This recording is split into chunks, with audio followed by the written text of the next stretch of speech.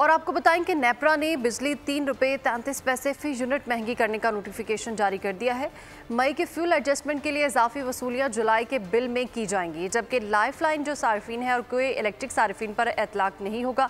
दूसरी जानिब कराची वालों के लिए बिजली 1 रुपये 67 पैसे सस्ती कर दी गई है।